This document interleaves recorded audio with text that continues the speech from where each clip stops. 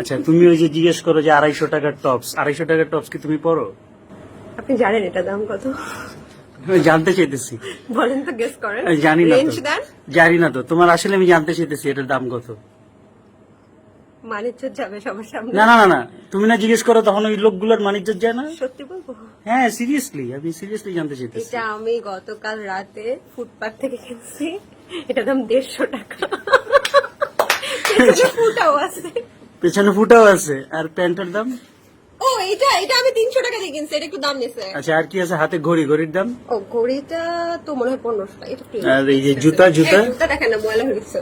আচ্ছা, তো চিন্তা করো তুমি এই যে অন্ধকার দেখে ময়লা জুতা পরে শোতে বসে অন্ধকার গেছো। জুতা তো দেখা যাবে না, তাহলে টোটাল মানে কয় টাকার জিনিস পরে আসো তাহলে? আচ্ছা, আমি টোটাল ধরেন আমার বাজেট থাকে যে 900 থেকে 1000 টাকার মধ্যে আমি সেটে পরে আসবো। তুমি 900 থেকে 1000 টাকার মধ্যে আপনি জিনিস আমাকে পরে বলবেন এখন এটা আমি সামনে disclose যে করি। বসে আছে সে হয়তো বা 10-12 হাজার টাকা বা 15,000 টাকা I'm sure যে তারে পচাও মহিউদ্দিন তুমি। রনি ভাইয়া নিজেও ফুটপাথ থেকে উনি শার্ট টার্ট কেনে এবং উনি কখনোই বিলাসিতা করেন না।